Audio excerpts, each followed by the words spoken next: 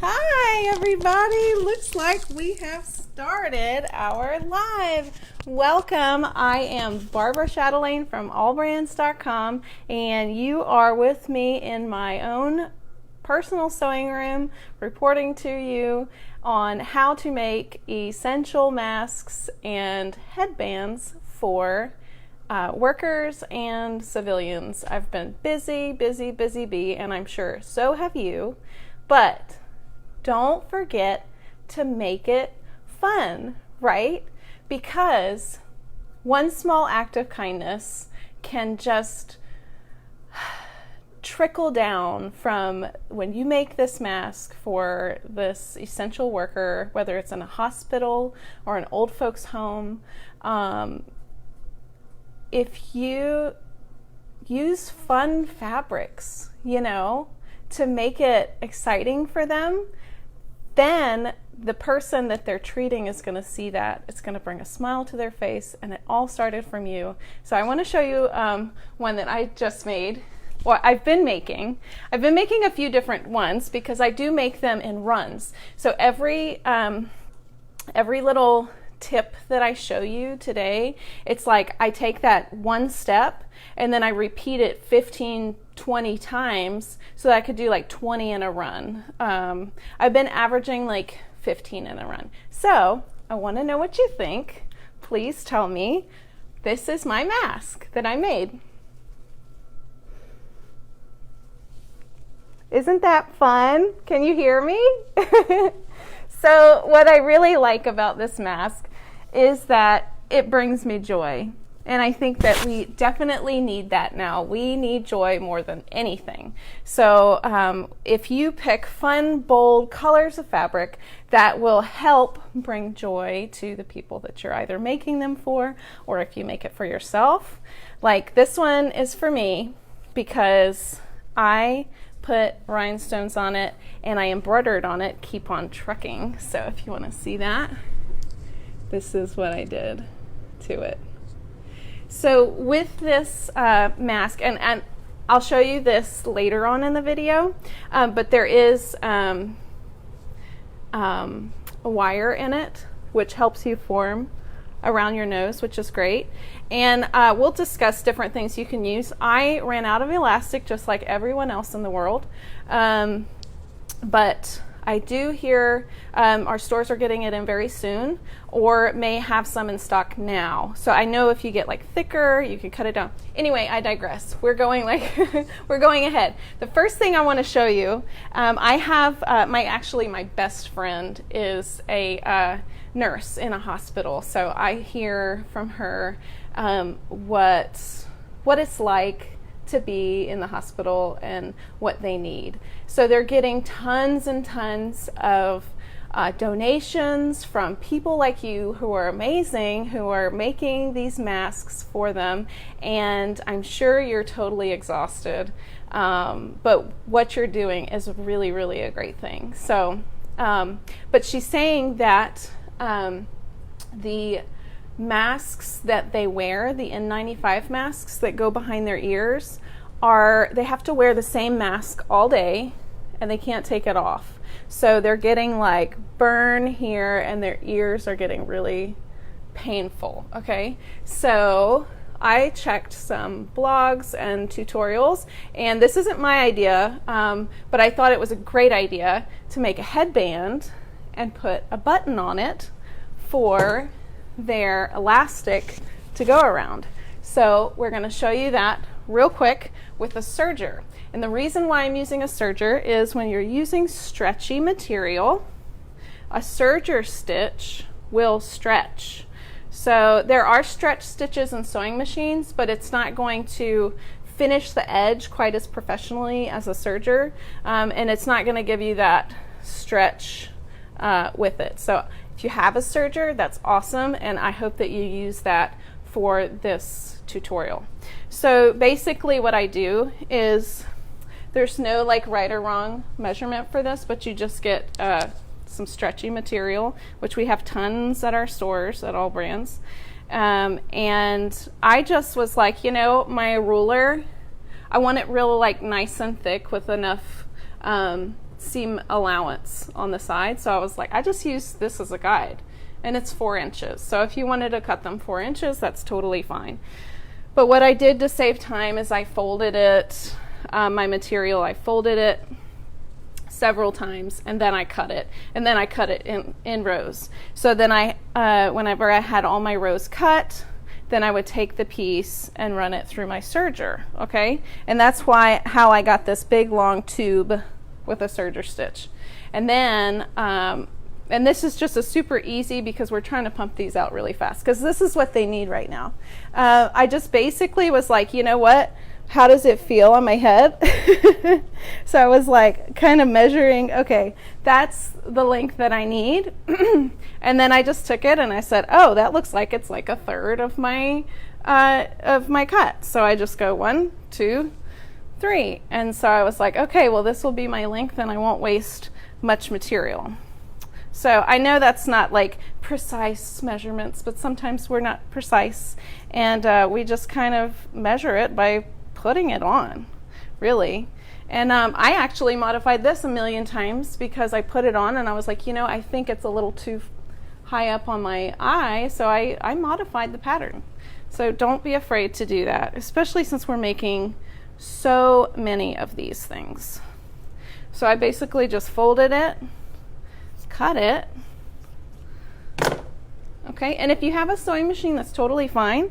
Just go to your stretch stitch section of your sewing machine, and that will work. So then you have your long band of material, and I just go and I find the edge and I pull it to where the seam is going to be on the inside. Okay, so then you take your seam on the inside and you put it together like so, okay? So you can see like there's a seam here and a seam there. And I always keep saying this to myself, it doesn't have to be perfect, but it does have to be fun and uplifting and cute, because that's our job, right? Okay, so when you get this together, if you want to make I think they call it like a turban top, like the one that I'm wearing, you basically just take this middle seam and this middle seam, and then you kind of offset it like that. So that's it on top of each other. You just offset it like that, and then you fold one side under and one side on top, and then you serge it, and then you turn it inside out. So let's go over to the serger, and I will show you that up close. So let me see if you can see this. We'll just walk over here like this. Oh, hi everybody for watching. If you have any questions, please let me know. All right, so basically, and every time you get started serging, always test your stitch, because sometimes you just need to make like micro adjustments, right? So I tested my stitch on just a regular piece of fabric. And then I'm going to be honest with you, this is a lot of thickness for your serger. So if it's too much, you can totally just make a regular one. But I do go very slow. But I know somewhere where they can fix it if I mess it up. But no, it's gonna be fine. It just goes a little slow. There you go, like butter, baby. Okay. And then, so I have my seam here, and then all you have to do is turn it around and put this seam on the inside of the stitch. So you just kind of like move it around with your hands here, and then you got like your little turban, which is really cute, and it makes them feel more stylish, I guess. Okay, so we're gonna go and we're gonna put buttons on the side of this on the Luminaire machine. So come with me. All right, I'm going to switch you around here. Oh, hi Claudia. Hi Barbara.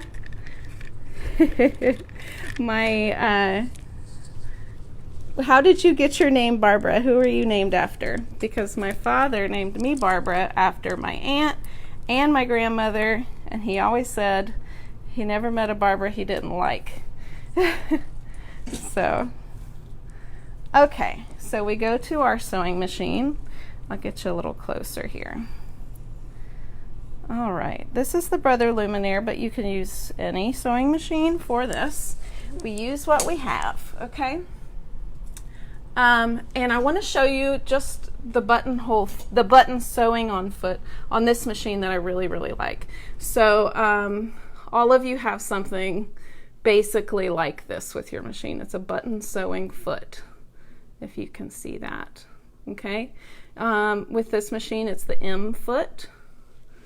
So if you can see this, there's a little, on the Luminaire, if you have this machine, there's a little like clear insert here.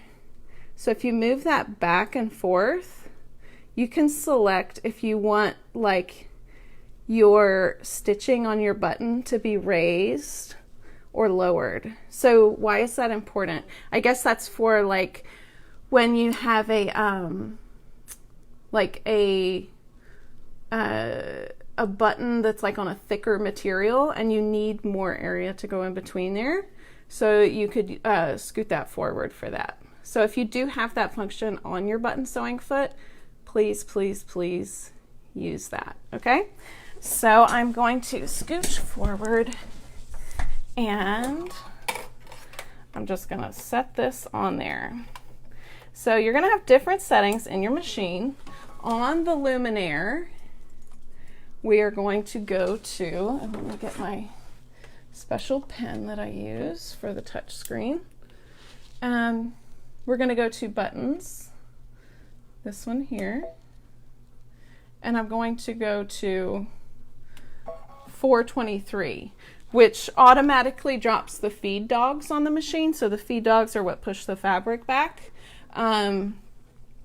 which you don't want feeding when you're sewing a button in place. So it's very important that if you are doing this, make sure that you lower your feed dogs on your machine. So say you wanted to just do it on a regular stitch on this machine, you would just select to lower the feed dogs, but they're automatically lowered on this stitch. So what I think works really well on this turban is to put them exactly in the middle. So I have my buttons here, and I'm gonna pick the most crazy fun colors because that's what I do, because I think that we need to be colorful, make people happy, because the little things that we're gonna do is gonna be a butterfly effect and it's gonna make everybody happy. So that's what we need to do. Okay, so I'm just gonna put my button, and I actually line this up so it's on top of the seam. I feel like that gives it a little bit better stabilization. So, so I do that, and then you put your button foot on there, like so. And then I'm gonna use my hand wheel and turn just to make sure that my holes are lined up with that button sewing foot. So I'm gonna zoom in so that you can see that. Do you see how the, oops, I pressed a button. Not this button, the button on the front of my machine. But do you see how the holes of the button are in the middle of the button sewing foot?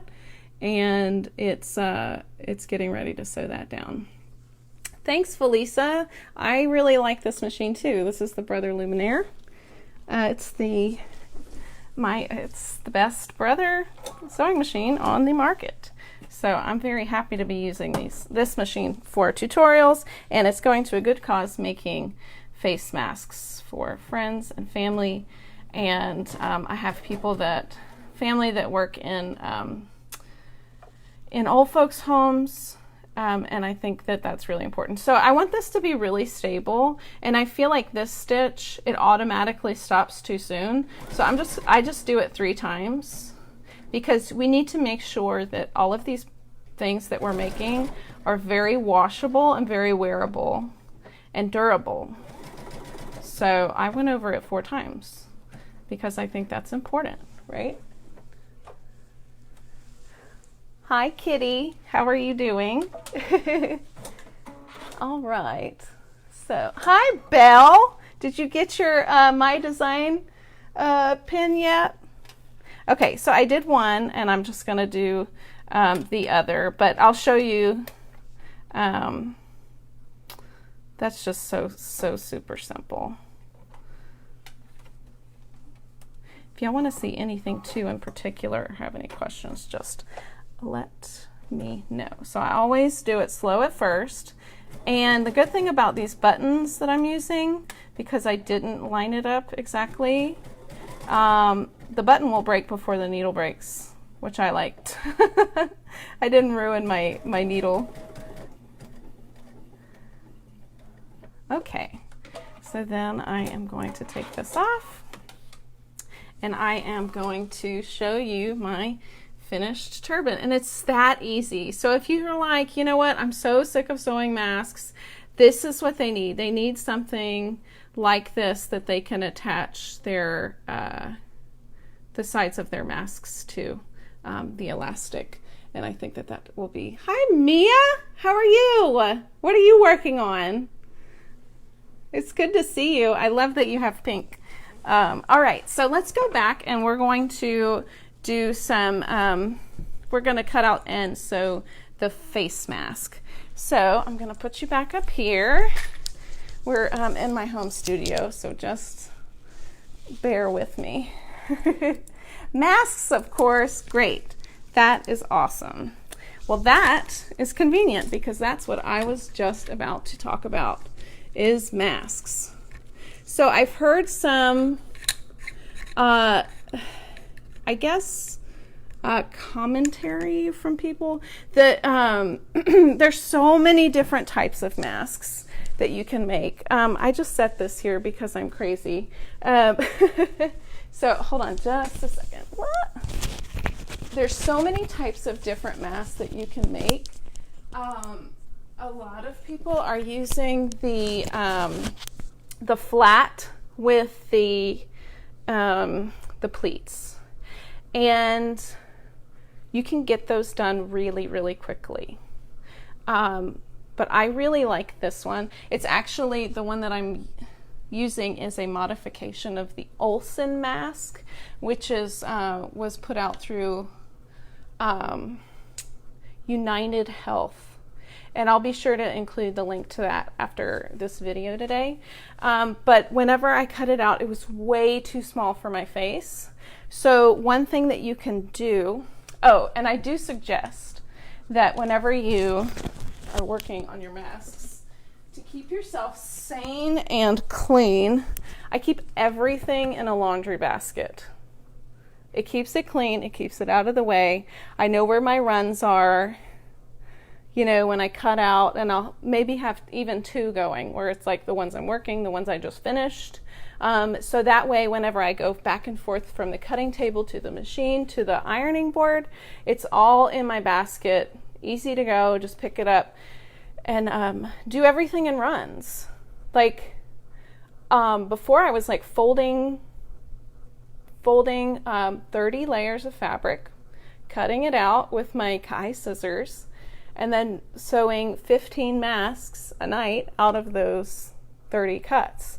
But today I want to make a fun one and a pretty one. So you can use, if you want to go fast, you can use some of these suggestions, and then just take away some of the features that you don't want. So we're going to put our serger out of the way, and we're going to put that there. Okay, so to the Olsen mask modified. Basically what I did with the Olsen mask is I took the pattern, and there's 3 pieces, right? So you have the top piece, which is your face part, the outside of the face. And then if you're a civilian, then you want to have an insert in your mask. So you basically take the top piece, and then there's like a mouth one and a side of the mouth. So that way when you do, you can slip your insert into here, if you can see that. So this would be like the outside of your mask. This will be the inside of your mask. For the essential workers, they're already wearing masks underneath these masks. So all I did for that was I just used this top piece, and I did the front and the back in this top piece because they're just looking to cover their existing mask to make it more sanitary and washable and things like that. So what we're going to do is we have our fun fabric, which I highly suggest because it makes it so much better when you're spending like 15 hours cutting out masks to use fun fabric. So, and then I have my backing fabric. I have batting for the wire that's going to go behind the nose portion here. And the filtration material that I use, and I found that it makes it much easier to sew because it stiffens the fabric, is a fusible non-woven interfacing. Fusible non-woven interfacing. And you can purchase a whole bolt of this on our website, or if you want to come in and buy it by the yard or anything like that. But I really suggest this because they do say that it does have some filtration properties to it, which is great. I purchased a whole bag of HEPA filters right before we went in quarantine, thinking that I was going to make the HEPA filter masks. But then I found out that the HEPA filters have fiberglass in them. So just please keep that in mind whenever you're making masks, to do a little bit of research on the filtration media that's going to go inside. Coffee filters. Some people are saying that coffee filters work very well as well. So if you have any suggestions, please put those in the comments below. So basically what we're going to do is we're going to cut out the civilian mask.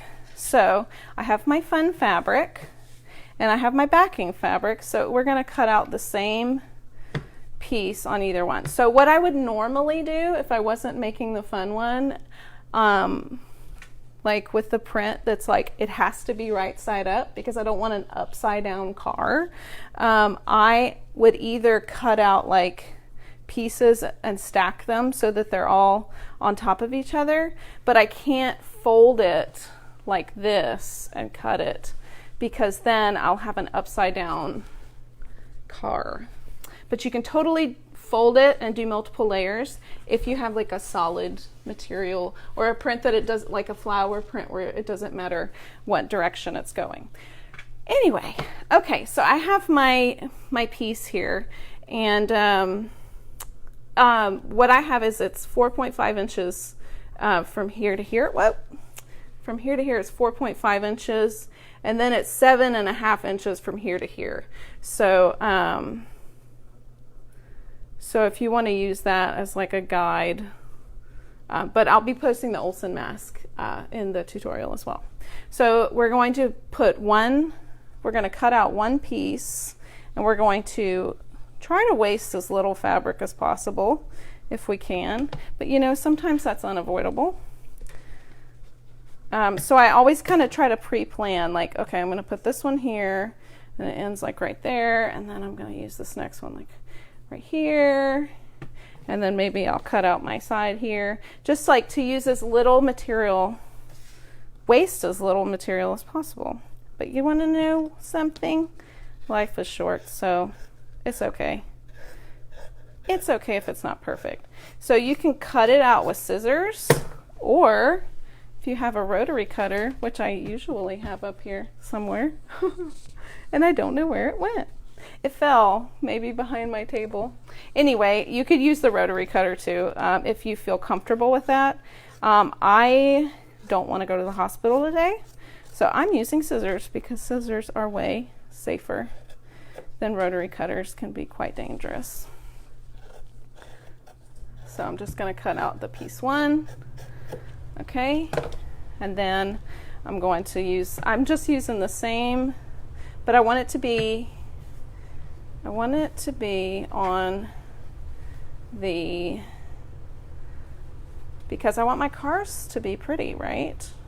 Because I'm making this one for someone I love, my husband, Seth. My husband, Seth, who loves cars, actually, which is why I bought this material. I wanted to make a quilt for when we go riding in the car together, but I decided that I haven't used this fabric in a year, so I am just going to make it for this because it's going to make me happy and it's going to bring him joy to wear it out in public. And I think that that's too something to think about. Like, people want to feel not embarrassed to wear their mask out in public, and if you just have this thing that looks like this scary thing, they're not going to want to wear that, you know? But if they do have something fun, or even you can put something like passive aggressive on there, you know, whatever your style is, I think that that's, you know, a good idea. So then we're going to cut out also our fusible interfacing, but we want to make sure that the adhesive side is down on the 2 pieces. So usually I'm a little out of my element because I've never done just one at a time. I usually just kind of stack it all up and then cut.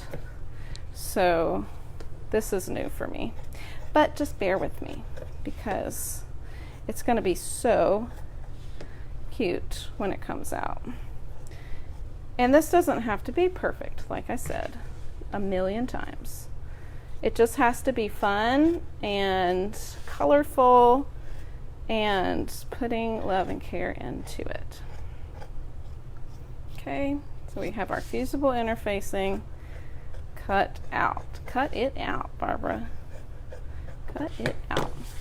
Okay, so we have our pieces cut out here, and then I'm going to also cut out the mouthpiece and the side 2 piece, which I don't have material for yet. So let me go get some real quick.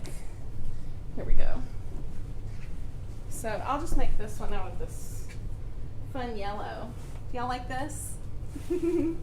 Okay, so I'll just cut out, and this one is not like a print, so I could totally just kind of layer my fabric.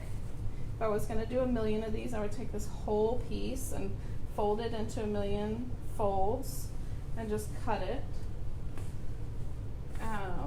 But it does matter. It does matter what side is on the back, though. But since the side 2, we need to cut 2 side 2s, 2 mouths, and 2 fronts. It kind of works out because the wrong sides are together, and you're going to have mirror image sides when you fold it like this. So that's how I like to do that. So I'm just going to fold it and I'm going to cut it. Cut it, cut it. All right. Cut that.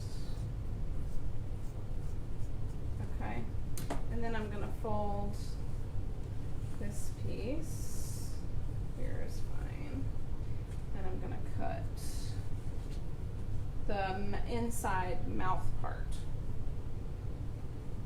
So,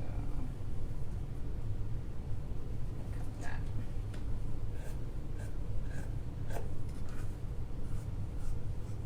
It goes a lot faster when you do like a million at a time, I promise. Not a million mask challenge.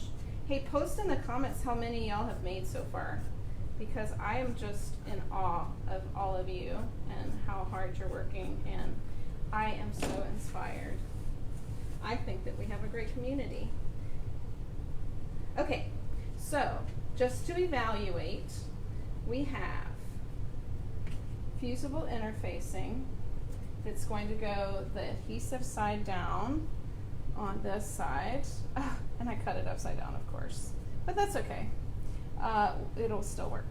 So on this side, and then I have fusible adhesive with the backing on this side. This is the fusible side. So this is the, oh, I did it again. Let's see, Barbara. This is what you don't want. You don't want two right sides together. But just for the sake of the video, just use me as a learning experience here. So basically what I'm going to do is I'm going to put right sides together. And I'm going to cut out a smaller version of this just so that you can see it. The joys of life. Okay. So now that we have our sandwich, it's going to be fine. Okay. So now we have our pieces. We're gonna have our upside down cards, like I said not to do. So if y'all find out a way to fix that, just let me know. Because I fixed it last night, but I don't remember how. Okay. Okay, so let's go over to the ironing board, and I'm just going to iron on my fusible material here. All right. So, let me know if y'all can hear me, because I didn't have my microphone on. All right. So, we have our iron. We're going to turn it on, and we're going to put on our fusible material.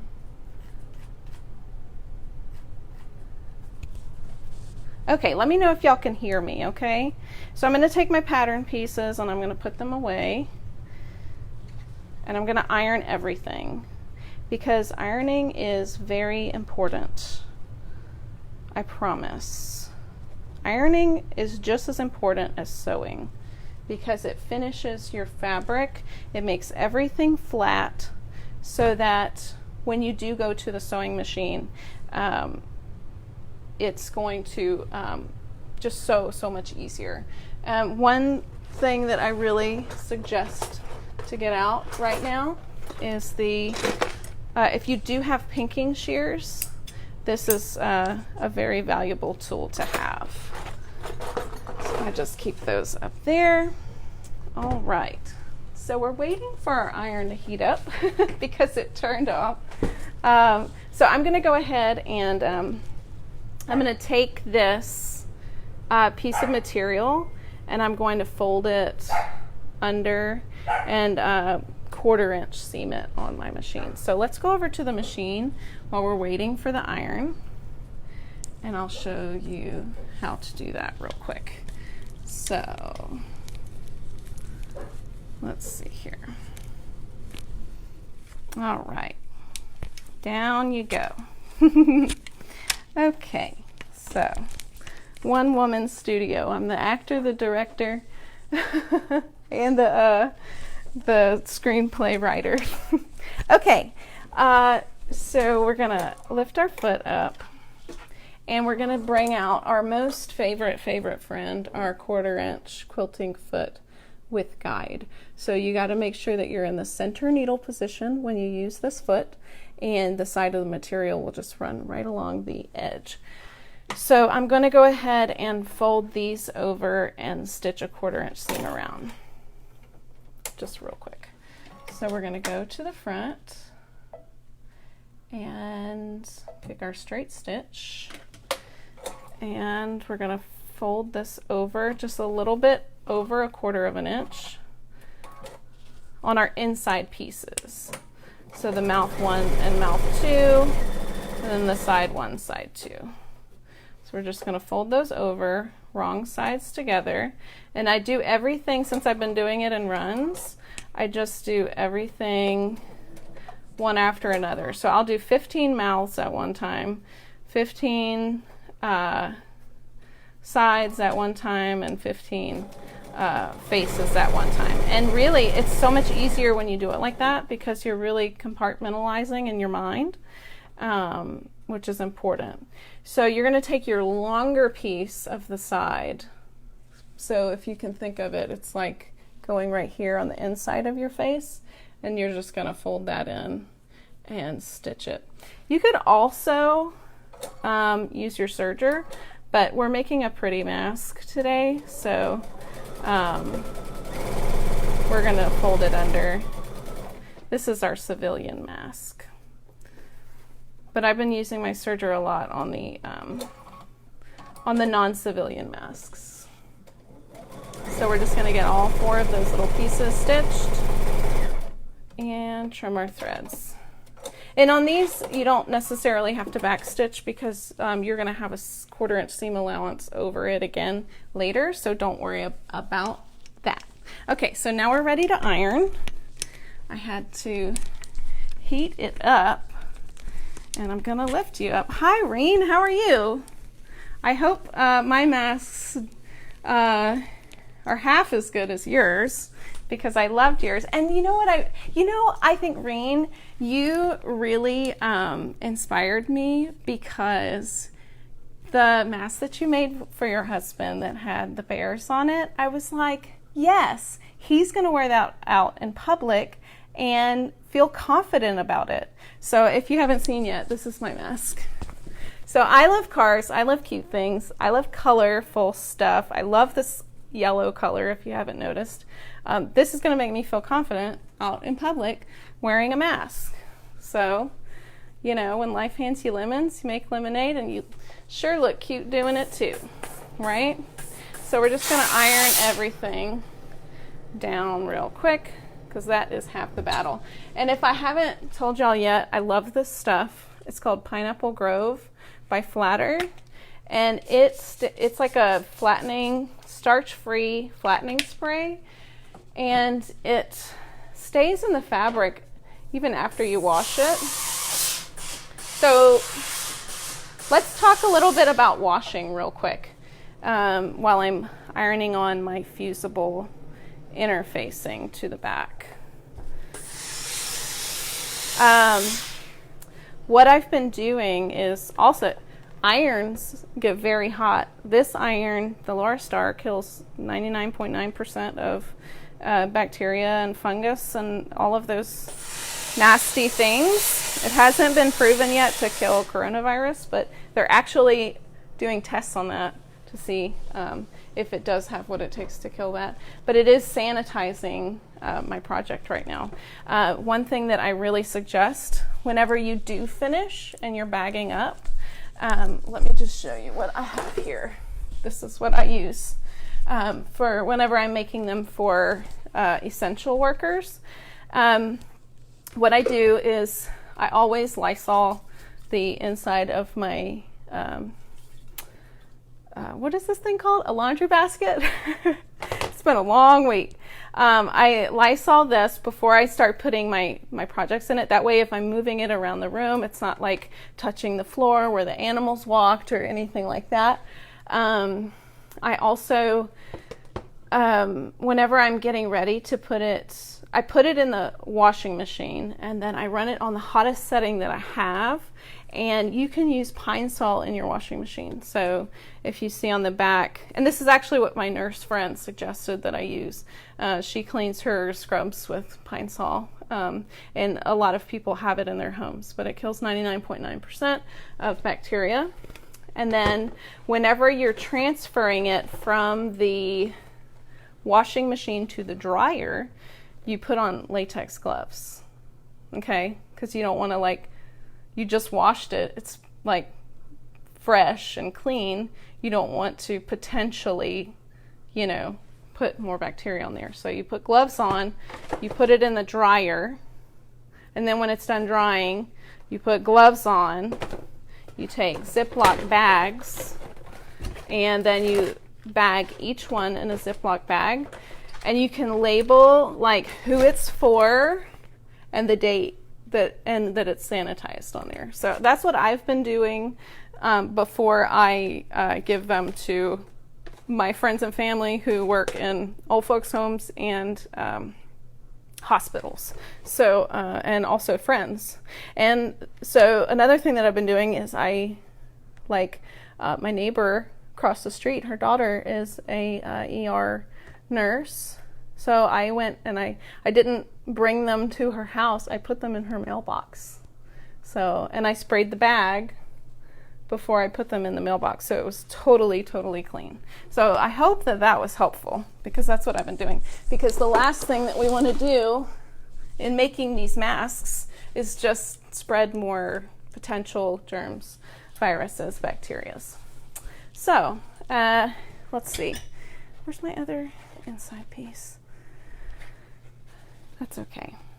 All right, so we're going to go back to the sewing machine. We have our outside pieces with my upside down trucks.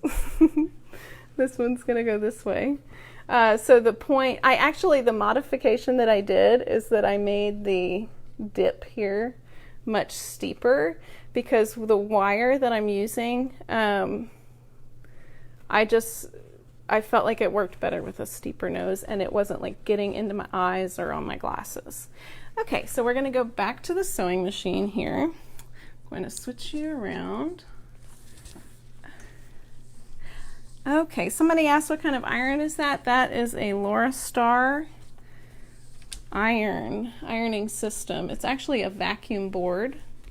I'd be happy to show that to you a little bit later, Belle, because it's really, really, really cool. And I love it a lot. Okay, so we're going to go back to our machine. We're keeping our 1/4 inch foot on, and I'm just going to take my front pieces and I'm going to match the front parts up, and I'm going to sew along the edge. So I love using my knee lifter. If you guys don't use it, it frees your hands up so that you can do all these things and keep your hands on the material, which is really, really important. So yeah. And I keep all my Wonder Clips in this little, I guess it's like a serving dish. And I just keep it there because I find like it's very easy to grab and go. So if you have another suggestion, definitely let me know on that. So we're gonna, I'm not gonna lie, I don't clip this, but if you feel more comfortable clipping it, please, please, please do.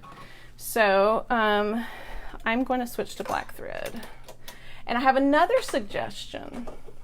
So earlier today I was like, oh my gosh, I've been embroidering. I have this embroidery thread, which is a special type of bobbin thread in my bobbin. And then I have this, which is cotton sewing thread. And I don't want those to get mixed up because they're not the same thing. And that's so easy to get mixed up. This is a polyester, 100% polyester thread. It's a 60 weight thread that's specially made for embroidery. So I don't want to use that in sewing because it's going to make my stitch look weird. So I took a Sharpie marker and I wrote E on it. And then I'll never forget. And I put it on the top part of the bobbin so I always know whenever I'm looking at it inside the machine through the clear needle plate cover what bobbin I have on there. So maybe that might be helpful for you. But anything that's not labeled is a sewing thread. So I'm just going to put that in there in black because we have a black fabric. And I love this machine because you can trim your bobbin thread piece so that you have like no tail when you start your stitch. And then I've been lifting my foot with my knee lifter to take my thread out from the top, which is very important because you don't want to pull from the bottom because that could shred thread in your tension disc. So this whole time I have my knee lifting my foot with my knee lifter while I'm threading so that I don't have to go back and forth here to here. So that's just something. And then when I get to this part, I can pull here and there's tons of tension on my thread. And yes, Reen, I love the knee lifter. I don't know what I would do without it. And I think it's so funny because my husband, Seth, does auto interior, so he has an industrial machine, and it has a knee lifter on it too. So I felt like I picked up to that machine much easier using the knee lifter. And another thing that's really cool about the knee lifter on a sewing machine is that if you get to like a bulky section, you could totally use it like to pick up your foot and keep all of your hands on your material. And it's just like, I feel like I'm playing the organ or something, you know, like I got the top and the bottom and everything. Anyway, so back to where we were. This is the front of the mask, and we're putting a 1/4 inch seam down. So on this front, it's very important because these are going to be washed a lot to use a forward and backward stitch. So we're going to go backwards and forward, and then we're going to stitch all the way down, go back and forth. If you want to do it multiple times, you totally can. I'm going to trim my thread. And here is the cool thing that I learned from another video that I watched, is you take your pinking shears. You remember these? You remember these cool things that like you never remember to use? And you just trim the interior of that seam. This is why you don't want to use a serger on this part, because this is curved and it's not going to fold out as easily. But when you use pinking shears, it's kind of like, you know, doing like, what do they call those things where it's like you make the little triangle for when you're trying to fold in. So I think that that's really cool. So it makes it so that when you do turn it out, there's not as much pull here on the fabric. So it makes that seam just so much easier and better when it gets folded out like that. So definitely, if you have pinking shears, take advantage of them. I suggest. So the next thing that we're going to do is we're going to use our all-purpose foot. So if you can see, I have all of my feet that I've been using up here in my little, I don't know what you call it, cash drawer or something or other. One cool thing that I love about the Luminaire all-purpose foot is that it's longer than most sewing machine feet. So it puts more stabilization on the fabric before the feed dogs feed it backwards. So it almost like, I would say, the feed dogs get better contact with the material before, so that like if you have uneven material, and it helps stabilize the stitch. I'm getting caught up in this thing, oh my goodness. But I just heard my iron beep, so I have to turn it back on. Okay, there we go. All right, so, which I've been quite used to doing lately. And another cool thing about the J foot on the Brother machine is this little black button. So when you have, like, say you're doing your straps and you want to like fold it over and tack down the parts like this, so like when you're trying to fold over the edge and you like say you want to like stitch over it, when you stabilize it up and then you press this button, and then it'll make the foot so that it doesn't fall back down on it, and it gives it that contact with the fabric before it moves forward. So it helps it like feed through the machine, which is kind of cool. So anyway, I'm like all over the place, but I hope this is useful information for you guys. So we're gonna put our foot on the machine. Hi, Kathy. I'm glad you love your knee lifter. I don't know what I would do without one. That's for sure. Okay, so you always want to press to the left. So what I'm gonna do is, instead of like, I could totally go and get my tailor's ham and press it over, which I'm gonna do because I think that that's cool. I want y'all to see the tailor's ham in action. So we're gonna go over there, and I'm going to put you up a little bit, and we are going to look at the tailor ham. which, you know, I like to ham it up in here. So I'm gonna, I keep this thing very handy. So I'm gonna take it, basically anything that you're trying to iron that's not flat, this is perfect for. Comes in all different kind of sizes, just so many different things. So I'm gonna take my iron and I'm gonna stretch it down. And what I've been doing is just like holding it on either side, and then I'm gonna just press it like this. If you guys have a better way, please let me know, because it's a little dangerous, you know, but I don't know how to get it on the edge without holding it just like this. The great thing though about Laurastar is that the steam isn't like super duper hot, but the ironing sole is. So it's not as dangerous as some of the irons. Like, I've gotten burned a few times. So yeah, that's like just one way that you can just press it down. But what I'm gonna do and show you is so that you don't necessarily have to press it down. So let's go back to the machine. Okay, don't get dizzy, don't get seasick. All right, so we're gonna go back down. Woo. Yes, Reen, I agree. I think that that's the best purchase I made last year, is that Laurastar iron. Kay was so right when she said the iron is just as important as your sewing machine, and it truly is. There's no way my fabric would look like this if I didn't have interfacing and a good iron. Like, it would be all wrinkly and like really hard to sew, and it wouldn't turn out as nice. So yeah, so I like this zigzag stitch, and I have my J foot on.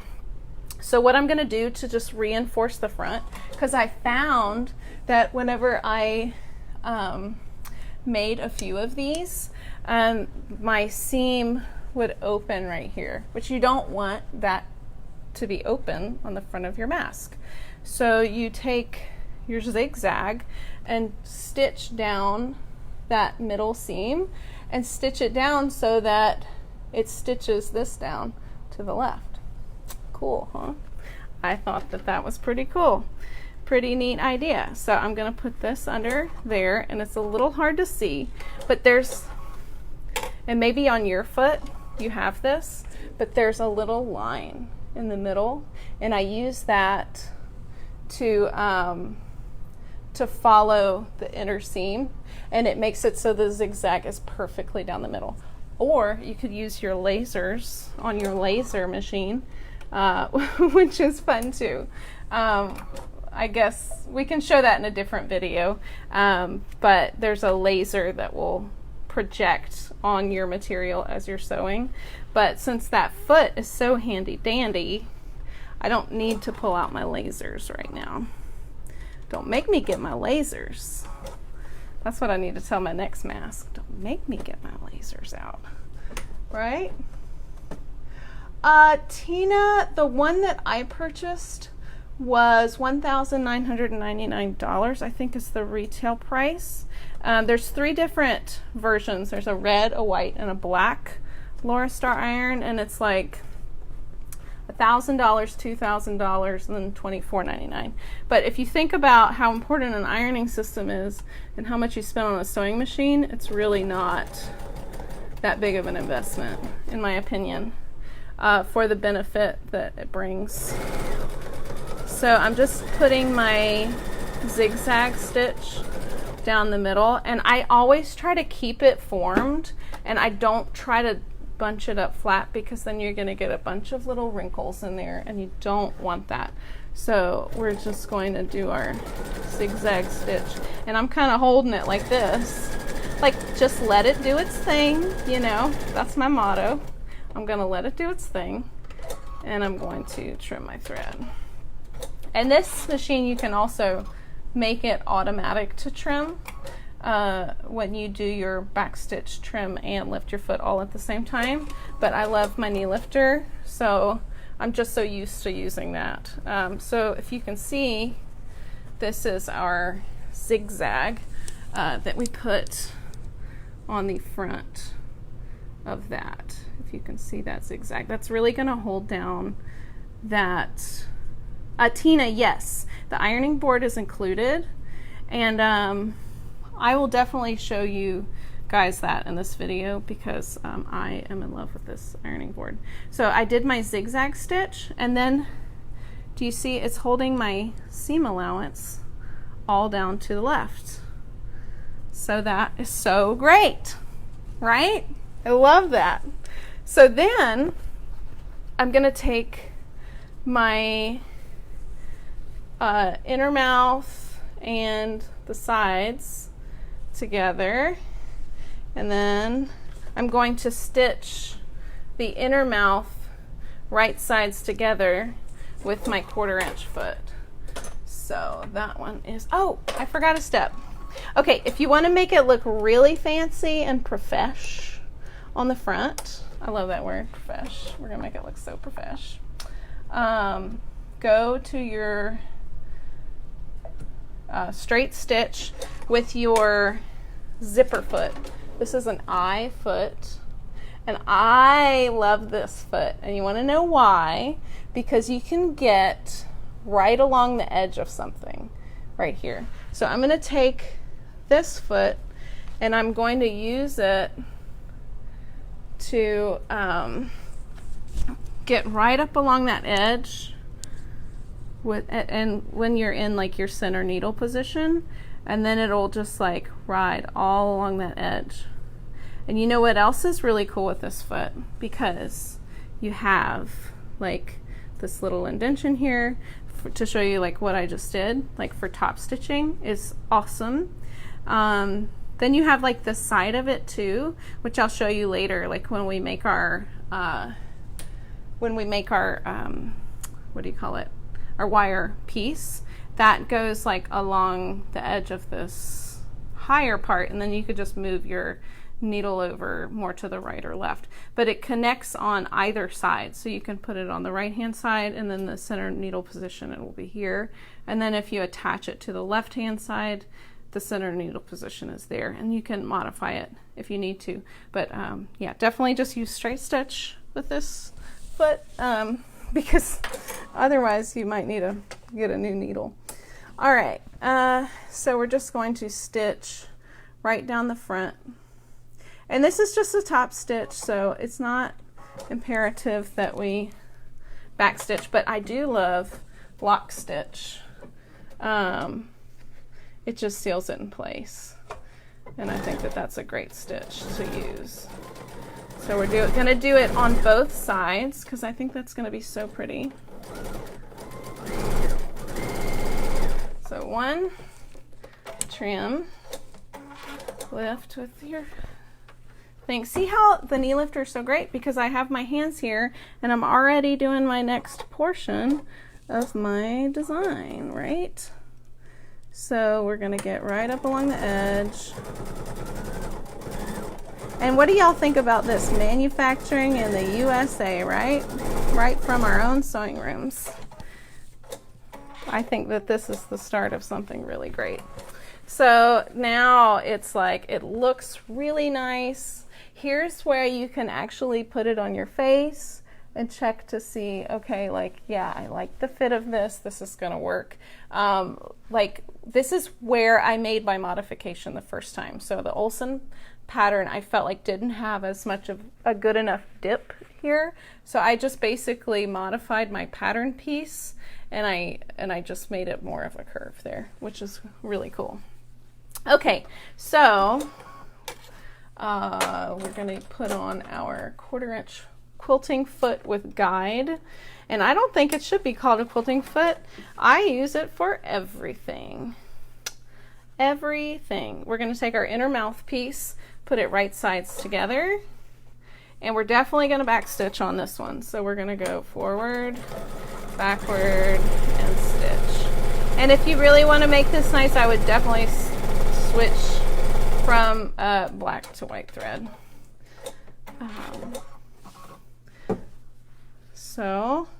And then we're going to take this piece and You could use the pinking shears again if you want to just make it extra perf and profesh.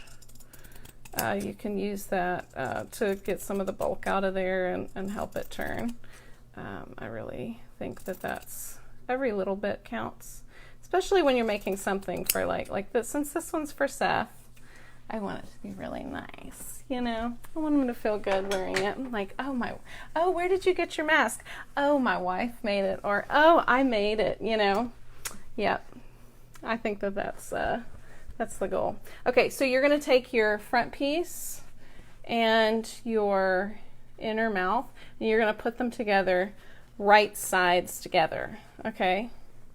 And imagine if we didn't sew down like this seam allowance, how much of a big hot mess this would be.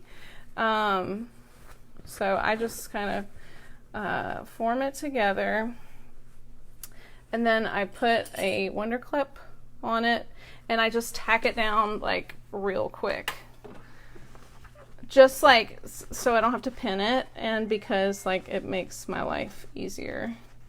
So you can use your zipper foot or your 1/4 inch quilting foot with guide, just to tack it down, you know.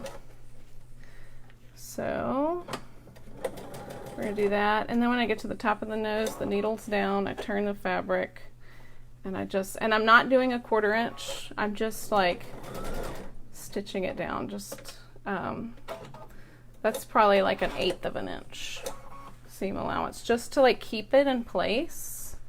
And then I'm going to do the same thing on the bottom, and also it helps to turn the seam allowance down so that I don't have to iron it. So I just sew it like real quick, right? And I'm going to let the mask do its thing, right? Okay, and then I'm going to just tack down that. And then I learned this from Reen, so thank you. The skewer works so good for this. When you do have a seam allowance that you want to press down as you're going, because I'm going against the seam against, like, my seam allowance is facing this way. So I'm going to press it down, and then I'm going to sew over it real quick, just to tack it down and press that. Right? Okay, let me know if y'all can see this. Okay, so this is where we make our binding. Since this video is so long so far, I will maybe do a different tutorial on this, but we're gonna cut 2-inch strips, fold the two pieces in together, and then fold them together again, and then sew along either side of that. And this is how I measure it. I'm like, okay, it needs to be this long. 1, 2, 3, 4, right? 1, 2, 3, 4, and then I cut it with my scissors that are way over there, and cut it like this, and that, and that. And we can tack these down at the end. So that we can finish our mask. Okay, so what you're gonna do, oh, one thing that I did, and let me just tell you, because I think that this is really important. On my mask, I ran out of elastic, and you can use so many different things. Some people tear up t-shirts, some people have elastic, some people take the thick belt elastic and cut it down to 1/4 of an inch. I actually really like hair ties, but I would not suggest sewing them on a domestic machine.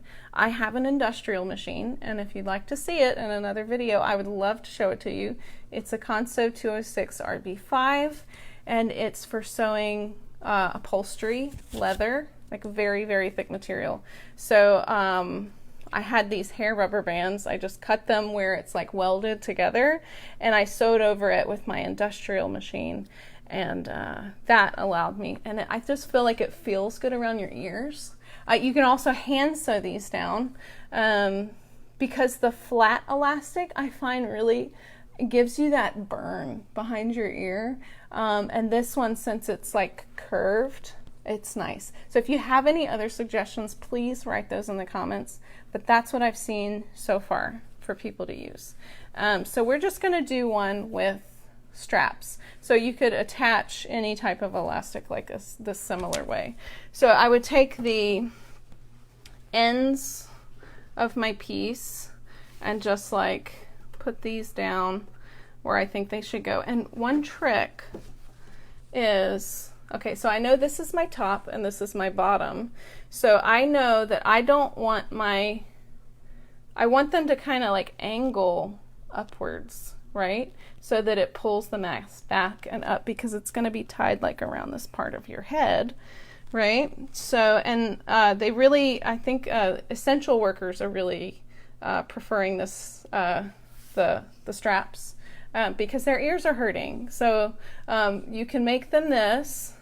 And what I've been doing is I make it with both, and then they can cut off what they don't want and use that.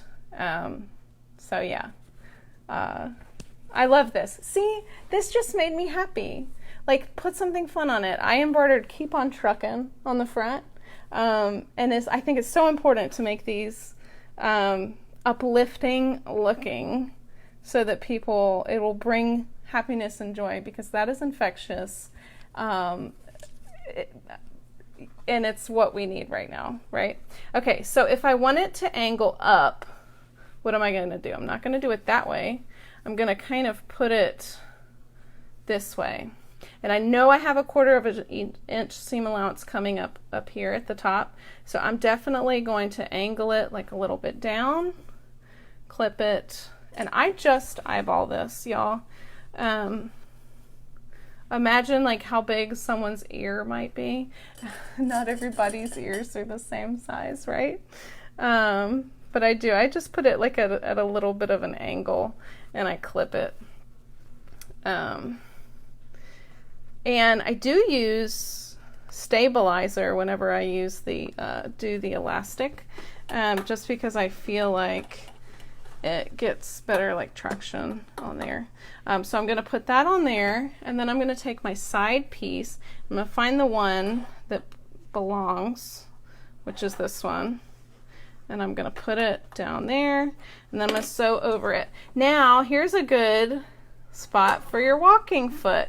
So imagine all these layers. You got interfacing, you got 1, 2, 3, 4 layers of the straps, and then you have the top pieces. So 1, 2, 3, 4, 7 layers, you know? So, and especially when you want this one to run all across the top, I think that's great. So if you have a Brother machine, the Move It Foot is the walking foot system that they use for that, and it has rollers on it. Or if you don't have one of these, you just use a regular walking foot. And when you're doing it in a run, you can switch around like that, because I'm going to be doing 15 at a time. So I think that that's, you know, important. So I'm going to go, and I still have my black thread on. That's okay. That's okay. If I was doing this for myself, I would definitely put my white thread back on my machine. So I'm just going down with 1/4 inch, back stitching and trimming my threads. Okay. And then to keep it all together, I just fold it up like this and put it away until it's ready to be used again. And then, on this one, I was like, let me see what it might look like to do a decorative stitch. So I put like little cars on there with my sewing machine, just because I wanted to, you know, because people see that and they're like, oh, you know, and then it makes them smile, which we can do for others right now. That is something that we can definitely do. We can make people smile by using colorful fabrics. And here we go. I lost you. Oh, here's a cool thing. Do you guys have bobbin savers? I think that these are great. Anyway, I digress. Let's get back to our mask. Okay, so you're going to put right sides together again. with the edge, and we're just going to back stitch with our 1/4 inch foot. And we're going to take our, and see, here's another great thing. See, my guide is getting in the way of that little extra layer. That's why I use my knee lifter all the time. And it's such a joy to sew with a knee lifter. Oh, and let me show you just like on our next stitch. I'll just set these 3 automatic things here so that you can just see like kind of how that works. So I'm going to fold this up here like so, tie it in a knot, tie it in a bow, and then we're going to put it underneath this other piece. So see how much easier it made it to like just keep that in place? So you want the outside edges to go over the top piece like this.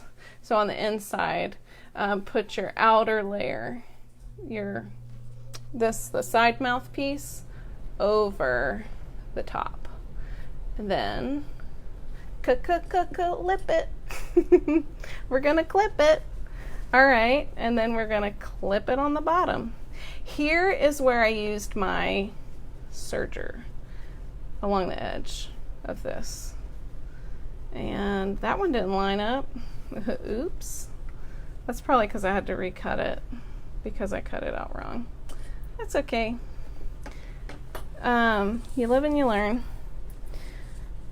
Okay, so, and then I'm going to do, okay. I'm going to go ahead and show you what I've been doing to make the nose piece. So I take a piece of, this is what I have at home. If you have a twist tie, if you have, I want to keep everybody home as much as possible, so just use what you have. So I love needle felting, and I make wire armature skeletons for my needle felting before I put them together. So I just so happen to have this craft wire here. So I basically took it and I'm like, okay, let me see how big I want it to be on my face. And then I saw, oh, you know what? That's about like half of what I need. And plus I need a little extra on the sides, and I'll show you why in a second. So I just fold that in half. I take my wire cutters and I clip it, because that's just what I have. You can use whatever you want. Do y'all have any other suggestions on what you've been using? I mean, you can order, there's a specific wire you can order, but then I was like, oh my goodness, look at this crazy jagged edge sticking out of here. This is gonna hurt somebody. And the last thing I want to do is to create an open wound on someone's face when they're working in a hospital with patients. So I'm taking my wire cutters, I'm folding it down just a little bit, and then I'm taking my edge and I'm literally wrapping it around the edge just like that, right? And I feel like that is going to definitely not cut someone now, that end. And I'm going to do it on the other side as well. So I've done this so many times. But as you can see, this mask does take a lot longer than the flat one, but I think it's much more effective. So if you're making it for someone that you love. So then you take it like this, and then you fold it over. And then I took my zipper foot, and that's when I use this, the higher bridge part of it, because this is way too thick for just this little area to go underneath. Right there. So I use the edge of the foot and I move my needle position all the way to the right so that it runs right up along the edge like that. So I actually really liked that about that foot. So here's one that's kind of already done. So basically what I do is I find the top part of my mask, and I'm going to go ahead and find like the middle, so that I put the two edges together. I find the middle, and then I'm going to take the middle and put it on the bridge part of the nose, and then I'm going to wonder clip it in place like so. Like so. And I was actually doing this part before I put on the sides. I just forgot because I was in a hurry. But you can do it either way. As long as it gets on there, you will be fine. Don't worry. Be happy. All right, so then we're gonna sew down the sides, middle, and bottom part of that. And then you're gonna turn it through this middle portion right there. Tin foil pie pans can be good for nose pieces too. Oh my goodness, Tina, that is a very good idea. That is very, very good. So, tell me how many masks y'all have made so far. I think that is amazing what I've seen.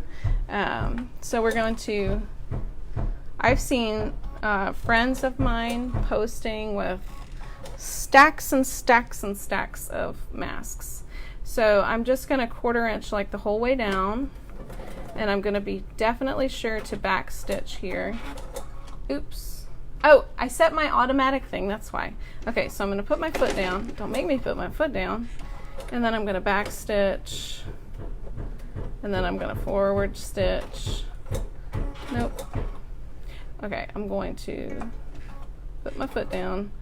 I'm going to, oh, it automatically, when you set this, it automatically locks it when you start. See, I haven't used that yet, but I wanted to show you all that feature on the sewing machine because I thought that was cool. So whenever I stop, the foot's going to automatically raise, which is cool, but I use my knee lifter. So, I mean, you can do it either way. And we're going to let it be the way it's going to be. So I'm going to let it fold the way it's going to be. So whenever I press my foot down, it automatically, my foot on the foot control, it automatically lowers the foot. So here I'm going to use my little Rain tool, Rain Wilcoxon point tool. She's showed me that. It's been so valuable to me ever since. So I'm going to turn this one off because I am so used to doing this that kind of drives me nuts, to be honest. And I'm going to go straight, and I'm going to lift it, use my point tool, because I'm going against the seam allowance here, and I want it to be in the right spot and not put my finger really close to that needle, which you definitely, and I'm back stitching. Okay, so that's the automatic. See how it automatically did that? But I don't want that because I want to back stitch and go forward and back stitch and go forward. So see how I'm like, I'll go over that and then I'll back stitch again and trim my threads. But if you are doing certain things, that's beneficial. So I'm just not used to that yet because I've been doing this so much. Okay, so now I'm going to take my top portion. I put my zipper foot on because I'm going back around this wire armature in the face, which, let me know if y'all can see this well. So I'm kind of letting the edge of my zipper foot and my center needle position is about 1/4 inch seam allowance. So I'm going to just stitch that.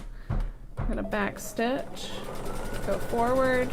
All right, this is why I love my knee lifter, guys. I'm going to lift it up. This, actually the wire part, I'm not going to let it do its thing. I'm going to straighten that out because that needs to not be like that. And then I'm going to back stitch. And then what I'm going to do, I'm going to back stitch that a few times, trim. I'm going to sew it now from this side because I can see the edge of my material, and I think that's important. So make sure you back stitch. Make this as straight as possible. 1/4 inch seam allowance, which in your center needle position on your zipper foot is 1/4 inch. I could tell just by looking at it. Back stitch. All right, we are so close. All right, so we have our back and our front and our armature piece here. And then we are going to take our material and turn it inside out like this. Then I'm going to turn my iron on so that it'll be ready whenever we finish pushing this out. So here's another good little tip for your skewer. You can take your edges. You definitely want to do that. I can't remember the term for this, but you take your point, any point like corner you have, you trim the edge of the corner. So when you have like this, so when you fold it out, that's not as much bulky material underneath, which is important for sewing. So I'll show you why. So the reason why you trim that little corner is so that when you turn it right side out, you will have a very nice corner right there, just like so. And don't y'all love this material? Wouldn't you feel so, I mean, maybe this isn't your style, but if you do make something that you love, wouldn't you feel confident if you had to go out, you know, to pick something up, like a grocery item, to wear this in public? It would be so cute, right? So we're going to take this piece. We're going to trim also off our bulky stuff. So if you wanted to also use your serger to finish these edges, you can totally do that. But we're just going to take this, but oh, I missed a little stitch there. But that's okay because we're going to top stitch it anyway. If you do miss something, you could just like go real quick and like, oh, I missed an edge because I cut it all funky in the beginning. And we're going to back stitch, forward stitch, back stitch. See, it's okay. And don't get frustrated with yourself. Like, even professionals, you know, they have to go back and like catch their seams sometimes, you know. It's all about making something beautiful with material, fabric, and stuff. So take your time and don't forget to have fun when you do it, because you're making something that's going to be special and useful for someone. So if you can see, here's our inside material and then our outside. And then I kind of like finger pressed it out, but we're going to go back to our ironing board and I'll show you a little bit more about this. So we're gonna go elevator up so I can show you my Laura Star ironing board that I love a lot, and I'll show you what's really cool about it now, since we've pretty much gone through Lucille. The pattern for this is a modification on the Olsen pattern from United Health. So I will post that to the comments after this video. I did find that I had to modify it because it was small. Like my husband's maybe he has a bigger nose than some people do, and I had to modify the pattern because it didn't fit around his nose very well. So this is the Laura Star ironing board that I use. I think ironing is one of the most important things you can have in your sewing machine, in your sewing room, besides your sewing machine. It literally finishes your finished product, which is important. So what I would do is I'm going to iron this, and then I'm going to take it back to the machine and I'm going to top stitch after I iron it, because you see how this edge is kind of funky, and it's not pressed out like I want it to be.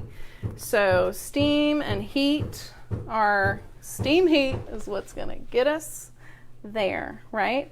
So also, I love this. This is my clapper tool that I use, and when you're doing ironing, you can press, like after you use your iron, you press this on it and it absorbs the heat and it allows it to cool and set in place with this wooden clapper. This one, we have several on our website, but this is the Angela Wolf clapper, and I do like it because it has these little grooves right here in it, and it's just a lot easier to hold and to like press on. It's I think Angela's husband, he either makes these or packs these. If you're not familiar with Angela Wolf, I'm surprised, but she is the host of the It's So Easy show, my brother, and please check her out because she has an awesome Facebook Live that I watch all the time.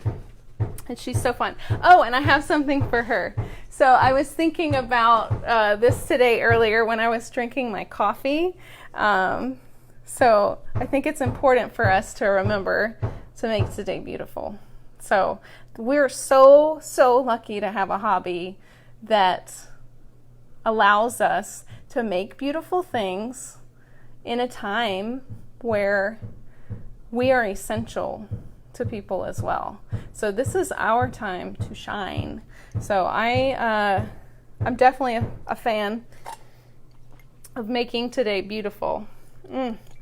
Coffee at 3:30 is probably not the best idea, but I'm gonna be up all night anyway. So okay, so we have our Laura Star ironing board here. Just to tell you a little bit more about it, maybe you can hear that. Whenever I pick it up, there is a vacuum inside that there's like fans that are going, and I can hear it. When I put it down and take my hand off of the handle, it's gonna stop. Okay, see, it just stopped. When I pick it up, it's not very loud, so you may not even be able to hear that, but it's actually suctioning the air down through the ironing board cover. So if you want to see that, I know this is kind of crazy, but this is what it looks like underneath. Let's take the top off, right? So here is the fan inside, if you want to see that. So see, whenever I pick it up, it's going to start going. Then when I put it down, it's going to stop, right? Okay, so it sucks, but it also blows. So whenever you have like a synthetic material, silks, anything you don't want to like put weight of heat on, it also has up air in it too, so that allows you to I guess like it creates a bubble of the fabric. So let me find a little piece of fabric so I can show that to you, because I think that part is really cool. So pretend like this isn't cotton, because I wouldn't use it on cotton, but I would take my iron, and there's a little button on there that has a fan on it, and you just press that to toggle between down air and up air. So I'm going to press up air and see what it's doing. It's making a bubble of my fabric so that whenever I do like steam it would be just like vertical steam, right? Except this is actually more effective because it's almost pushing the steam back into the fibers, and it's totally dry too after it does that. So this is the Laura Star ironing system. It's on our website. I highly suggest it. If you have a sewing machine that's over $1,000, there's no reason why you should not have an ironing system that's over $1,000, and you can finance them as well. And they're all free shipping right now, and they are shipping as well right now too. So I think they're based in Oregon, I believe, but their warehouse is open. And they are processing orders. So it has a removable water thing, and it has like very good filtration in it. So you can refill it like in your sink or whatever, and then you put it back on here, and you press the button there, and then there's like to maintenance, like there's a little valve at the bottom that you can like drain the water so that it's not like sitting for a while. And then it like folds up and you can put it out of the way, which is why I have like this little section of my sewing room right here, because that's where I keep my iron. It's either like right here or right here is where I keep my iron whenever I'm not using it. And this little part comes up, and then you can put your iron like safely there whenever you're not using it. So I really like that. Anyway, we digress from what's important, but I just thought that you might want to see that because that's really cool. So this is a tailor's ham. I love this product. I use it all the time. And this one is actually my mom's tailor ham. So you could take the strap and hold it back just like that, and then iron it. And that also disinfects it as well. So isn't that great? You can disinfect your mask even while you're working on it before you put it in the washing machine, because you're definitely going to do that. You're going to wash your masks before you give them to people, because the last thing that we need to do is make a mistake when we're trying to practice social distancing. And wash our hands. You've heard the story. Y'all are all doing the right thing. I know y'all are smart. Okay, so I ironed it, and look how much better that is. Okay, and look at this. I'm not going to give this to the person I love looking like that. I'm going to iron it. I'm going to make sure it's got down air. I'm going to iron it. And technically you would do this after you wash it if you're giving it to someone you love. I've actually been I've been ironing it before I top stitch it, but then after I wash it, I don't iron it because I want to limit the exposure to any touching whatsoever before I do it. So it is wrinkly whenever I give it to them, but then I ask them to iron it if they need to. But what's important is that we top stitch the top of this so that when they do wash it, and if they don't iron it, it will still stay in place and not like shift. So let's go back to our sewing machine. And hi Tammy. Oh my gosh, how is Diamond Mountain? Hi Cindy, thank you so much for making masks. You should post some pictures of some of the masks that you've been making. Okay, elevator down. All right, so let's see. Okay, so what I love to do top stitching with is my zipper foot, because I can get right along the edge with that. So I hope y'all can see this. Oh, don't get too dizzy. Let me just check. Can you see that? My serger's in the way. Move it, serger. I need to find a good place for that. Where do you guys keep your sergers when you're not using it? Do you have like a dedicated spot on your table? My dream sewing room is going to have much more table space than what I currently have. And I'm going to have my cover hem, my new air thread serger that's coming out this summer by one of the manufacturers that starts with a B. Their color's red. I'm gonna get that one for myself. And a cover hem machine, probably by Juki. I really think that Juki makes the best cover hem machine. Also, the Brother 1034D is an excellent cover hem machine. Anyway, I'm just gonna stop talking. Okay, so we're gonna top stitch this down. Okay, so since I don't have a bunch of bulky material on here, first I'm gonna top stitch the bottom. So we are going to just get that zipper foot like right up along the edge, and let me know if y'all can see that. Do you see that? Let's see. Can't see my phone. Okay, so do you see how our zipper foot is like right along the edge of the fabric? And when we're in the center needle position, it's gonna go in that hole right there. And so we're just gonna glide right along the edge of the fabric. And we're gonna kind of like fold it over as we go and top stitch it in place. And it's gonna make it look so much better.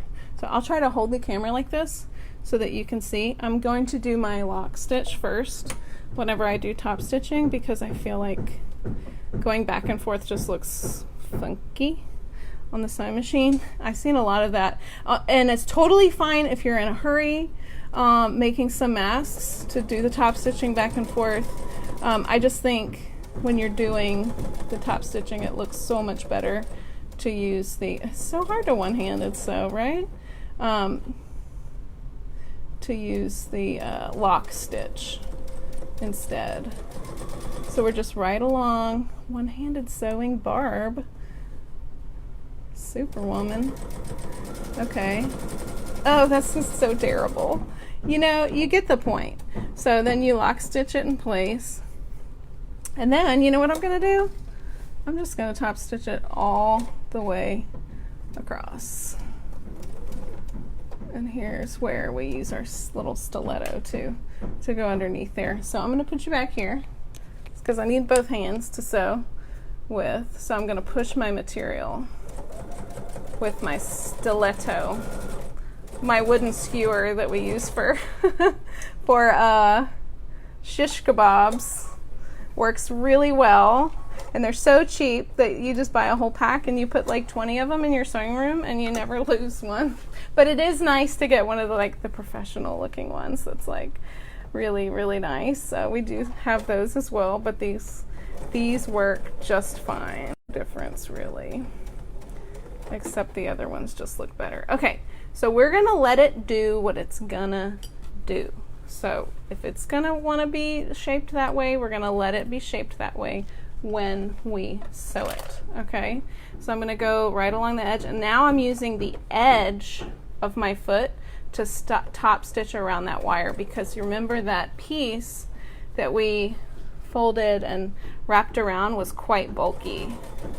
So I'm just going to, and you can really, since we can keep our hands on our fabric all the time, we're going to make sure that it's in place, and then use the edge of that zipper foot to make sure we don't sew over wire, which is important.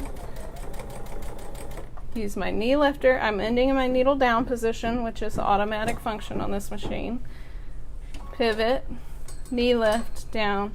So here, okay, it's not wanting to stitch down that, so I'm using my skewer to just push us along.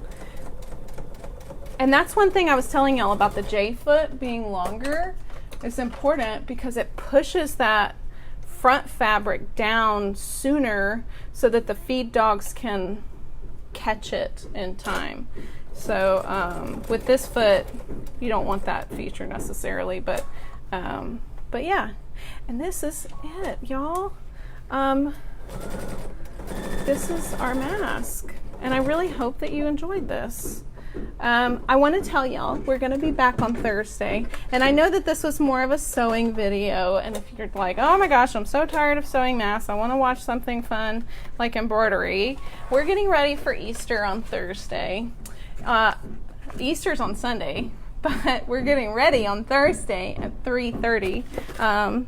So we're going to be doing in the hoop, and this is just like a little tag for a basket that you can make at home. And there's a totally cool tutorial online for an in the hoop basket that you can make in your embroidery machine, which is really fun. So I was like, well, I'll just like make that, and this could be an embellishment to that. And it uses the buttonholes that are in your embroidery machine. And this was not a purchase design. I made all of this in my design center, and I did all of the stippling inside through my design center, and I used the buttonholes in embroidery. So we'll be doing that on Thursday. It's really easy. It's not going to take 2 hours like we took today, but this is our mask that we made today, and it's got the wire in it here. We're gonna go ahead and wash it. Actually, this one's for my husband, and we've been like around each other all day, so I mean more than a day. Like, it's been a long time. But yeah, so this is for him, and this one's for me. And I hope that everybody who watched this video just keeps on trucking. Don't get discouraged. Don't get tired of sewing ever. Find a way to make it joyful in some way. And for me, that's making it like fun and colorful and pretty, and put rhinestones and crazy sayings on it. Like, keep on trucking. But you keep on trucking, because we're going to get through this, and we're going to do it in style, because we can sew, right? Okay, thank you so much for watching. I really appreciate all of you, and do great things, because that's going to make this world a better place. Mwah.